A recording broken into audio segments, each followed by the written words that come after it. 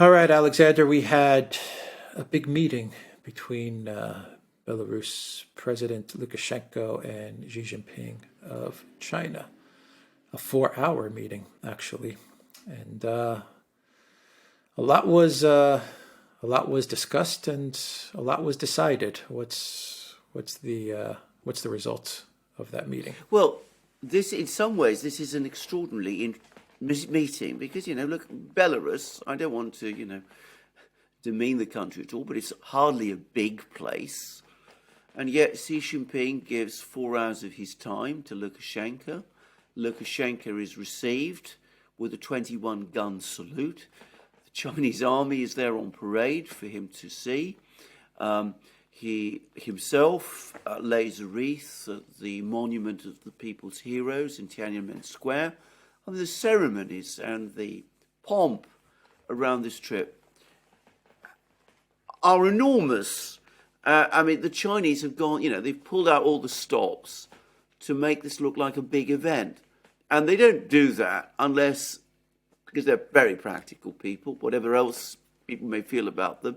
Nobody should deny that the Chinese are practical people. They must be doing it because for them it is a big event.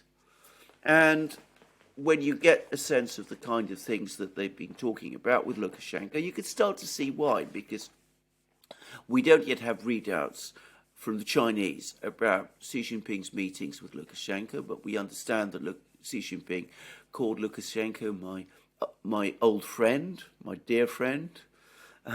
There's apparently a massive panoply of economic agreements covering every conceivable field you can imagine. There's agreements on judicial matters. There's also apparently defense agreements. It's been squirreled away in some of the commentaries in the Chinese media, but there are defense agreements. And that's interesting in itself. One wonders what form those take. And last but not least, there was talk about Ukraine, obviously. Lukashenko supporting the Chinese position paper. Well, that was to be expected. But other things about security issues and about a joint fight between Belarus and China against color revolutions. Now, again, that is important because remember, Lukashenko was himself targeted with a color revolution back in 2020. He had to see one off. So he's got lots of information about how color revolutions work, and he's sharing that with the Chinese, and the Chinese, for their part, are going to help him in case he ever has to face another one. So, extraordinary range of agreements, and the Chinese giving a very high profile to this meeting. Well, why are the Chinese doing that? Well, I'm going to say straightforwardly, I think that the Chinese have been looking at this administration in Washington. They've been listening to what the Europeans are saying. They've noted that the United States, the administration, apparently is preparing to green light more arms deliveries to Taiwan. And I think they've decided that they are in an adversary situation with the United States, at least with this administration. They are in a conflict with the United States. And so they're now working to convert old friends into potential allies in case there is a future conflict. And I think this is what this is all about with Belarus. And Xi Jinping is about to fly to Moscow. He's going there in we don't know exactly when, but apparently he's going to Moscow this month.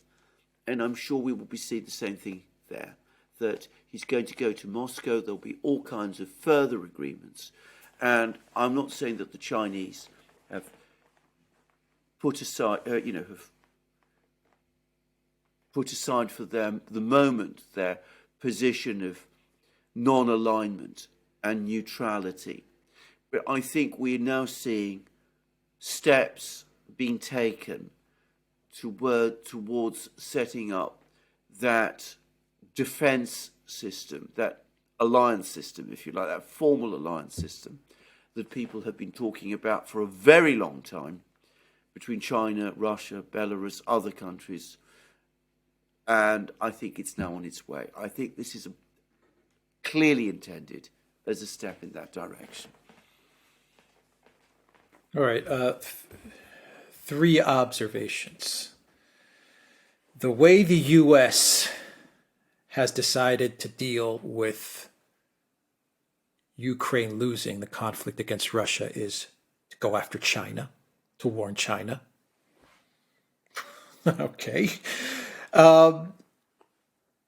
Isn't it interesting that, what was it, maybe 4 years ago, Lukashenko was actually flirting with moving closer towards the European Union instead of Russia, and because the EU and the United States didn't want to win Lukashenko over with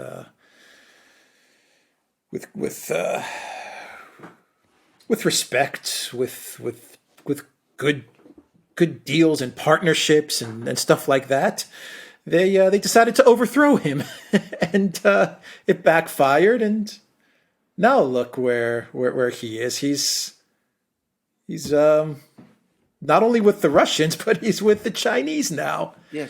Yes. And isn't it interesting? My final thought is: isn't it interesting that as the U.S. is warning China not to send weapons to Russia, they are sending weapons to Taiwan? Yes. How does that Exactly. look for China? They must be looking at this going, okay, yeah, well, I think we're going to send weapons to Russia now. I mean, Yeah, I think I think that is exactly. make it make sense. I think that's absolutely correct. I think this is completely right. I mean, you can understand the logic both of Lukashenko's actions and of the Chinese. I mean, from their respective points of view, they're coming under the same identical pressure from the neocons in Washington, because it's the neocons who are driving this policy. And they say, look, whatever differences we might have had in the past, you know, Lukashenko wanted to keep a kind of equidistance between the Russians and the West. He was flirting, as you said, with the European Union. He hosted NATO militaries, you know, often came into Belarus itself. He had tried to keep good relations. Now, fully committed to the Russians. He's also fully committed to the Chinese. He's completely with them now. I mean, there's no doubt about this. The Chinese, for their part, are not just going to embrace him, but they're going to embrace him in a way that is clearly hostile to the US. We don't have a readout, but there's been all kinds of statements from Xi Jinping which have been reported in the US, in the Chinese media. He talks about hegemony, Cold War thinking, all of those things. They're all clearly directed at the US. And so, as I said, the Chinese have come to think of the US as not just a rival, they could have lived with that. Not just as a trade rival, they could have lived with that too. They're now starting to see the US as an actual enemy. Lukashenko sees the West as an enemy. The Russians obviously see the West as an enemy. They're all comparing notes and they're all coming together. And that's exactly what the neocons have achieved for us. And of course, they might be thinking about sanctions against China. If that's a bluff, let me remind you of my first rule of diplomacy. The first rule of war, many people have said, is don't march on Moscow. The first rule of diplomacy is don't bluff Beijing, because your bluff will always be called. That is an absolute certainty. If you threaten the Chinese with sanctions and tell them don't do this or we will sanctions you, they're more likely to do it than they might otherwise have been, because they will never accept that kind of pressure on themselves, and they're saying as much. So don't bluff the Chinese. If you do, then your bluff will be called. And if it's not a bluff, if you're really thinking of across the board Russian-style sanctions on China, then You are mad. You're a fool. What you will do is you will crater your own economies. I mean, far more decisively than you would have done if you'd imposed these sort of sanctions on the Russians. So, but, I think that's where we're heading, actually. Oh yeah, I mean they're on the sanctions escalator. The Chinese are moving rapidly up the escalator. I mean, you have this TikTok ban that's now working its way through the Biden White House. They said they're going to finish off Huawei. Yeah. The Biden White House says they're going to completely finish off Huawei. I mean, yeah. We're heading towards big sanctions. I think even Blinken came out with a statement and said that not only the U.S. but the U.S. Partners, which means the European Union, the European Union once again is going to get strong armed into sanctioning, and they're going to do it. You know that Schultz and Macron are going to do it. Yes, of course they are. Exactly what they're going to do. They're going to go along with it, despite the fact, and I was reading a long study about the structure of the German economy, that it was very much based around imports of gas from Russia and exports to China. So they're going to clobber themselves on both fronts. But, they are going to do it. I agree. They've got themselves trapped within this neocon Hotel California type policy, and then there's no way out now. I mean, can I say, the dividing lines are now being drawn. I mean, people still talk about avoiding a Cold War, but I think we have to recognize the reality that we are almost in one. It's only a matter of time now before the lines harden.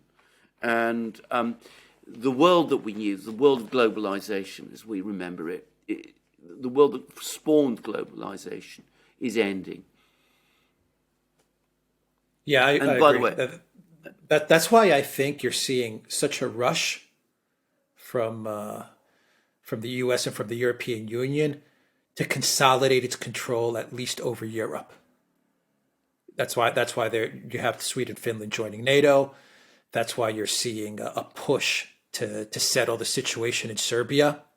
I mean, they're putting a lot of pressure on Vučić to settle the situation in Serbia. That's why you saw the Sunak, Ursula, King Charles arrangement for Brexit, rolling that back.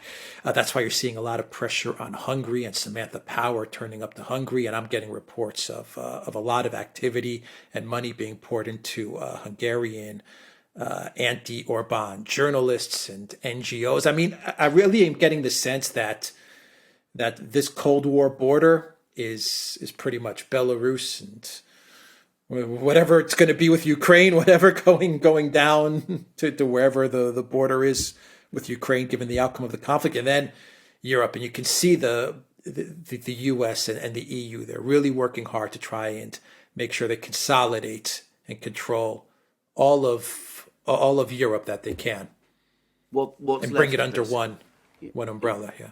Absolutely, and as I said, we are heading in that direction. As I said, the Chinese they didn't want to go there, but they're being pushed to do it.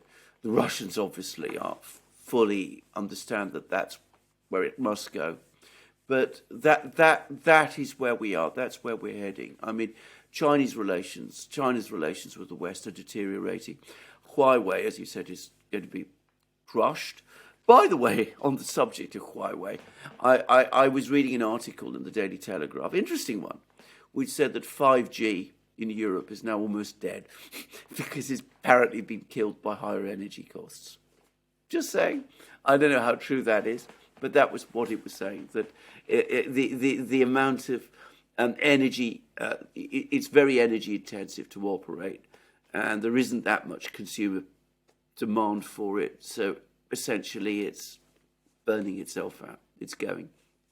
So all of that over Huawei was over nothing at all, it turns out. But anyway, I don't want to get sidetracked into that discussion.